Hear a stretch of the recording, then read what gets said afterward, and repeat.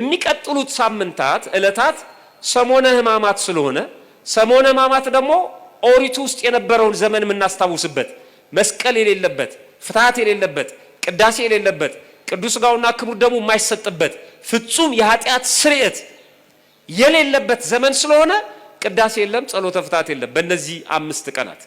ስለዚህ ሰው ሲሞት ዝም ብሎ መቀበር የለበትም። ምን አደረገች ቤተክርስቲያን? ምናልባት ሕማማት ውስጥ የሚሞት ሰው ቢኖር እንኳን ቀድሞ ምን ፈጸመችለት ማለት ነው? ፍትሐት። አይገርም? ስለዚህ ውድለት መቅረት የለም ማለት ነው። ተጠርተ ብትሄድ ከባድ ነው። መቼ እንደምንጠራ ስለማናቅ እሁድ ሁሉም ሰው መጥቶ ልክ እንደ አስከሬን መፈታት አለበት። ጠቅላላ ጸሎተ ፍትሐት ይደረግበታል ማለት ነው። ሆሳዕና በጣም ረጅምና ሰፊ ምስጢር ነው ያለው። በዚህ ቀን አንደኛ የተነገረው ትንቢት ተፈጽሟል። በአህያ ተቀምጦ ወደ ኢየሩሳሌም እንደሚመጣ የተነገረው ትንቢት የተፈጸመበት ቀን ነው። ሁለተኛ ምሳሌው እውነተኛ የሆነበት። ቀደም ሲል ምሳሌ ነበር። ነቢያቱ ምን ያደርጉ ነበረ?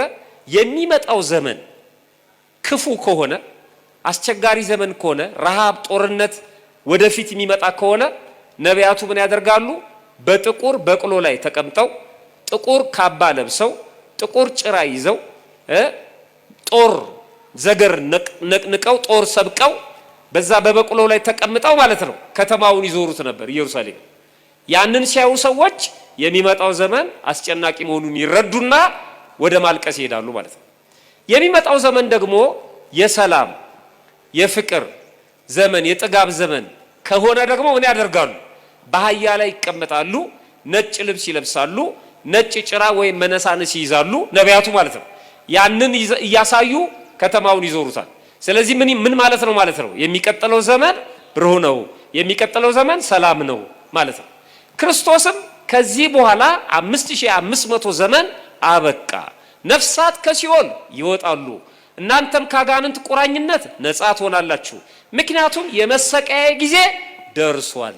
ስለዚህ ከዚህ በኋላ ያለው ጊዜ ብሩህ ነው ሲል በአህያ ተቀምጦ አሳያቸው፣ እንደቀደሙት ነቢያት ማለት ነው። ምሳሌው የነበረ ምሳሌውን ባወቀ ራሱ ፈጽሞታል ማለት ነው። ሌላው ግን ምስጢርም የተከናወነበት ነው። አሁን በአህያ የተቀመጠ ሰው ሮጦ ማምለጥ ይችላል? እሺ፣ አሳዶ መያዝስ ይችላል? አሳዶ ለመያዝ ከአህያ ይልቅ ምን መምረጥ አለበት? ፈረስ። ሮጦ ለማምለጥም ከአህያ ይልቅ ምን መመረጥ አለበት? ፈረስ። አንደኛ ፈረስ ከጦርነት ጋር ከምናምን ጋር የሚገናኝ ነው። በአህያ የመቀመጡ ምክንያት ብትፈልጉኝ አጠገባችሁ ነኝ ሲል ነው አምላካችን። በአህያ የተቀመጠ ርቆ እንደማይሄድ ሁሉ እናንተም ከፈለጋችሁኝ አጠገባችሁ ነኝ፣ እኔ የቅርብ አምላክ ነኝ እንጂ የሩቅ አምላክ አይደለሁም ሲል። በአህያ የተቀመጠ ሰው አሳዶ አይዝም። ምን ማለቱ ነው ማለት ነው? በአህያ ተቀምጦ ያሳየን፣ ካልፈለጋችሁኝ አልገኝም፣ እናንተ ስትፈልጉኝ ነው እንጂ ካልፈለጋችሁኝ እኔን አልፈልጋችሁም። እግዚአብሔር አስገድዶ የሚገዛ አምላክ አይደለም። ሹ ፈልጉ ታገኛላችሁ፣ መዝጊያ ምቱ ይከፈትላችኋል ለማለት ነው።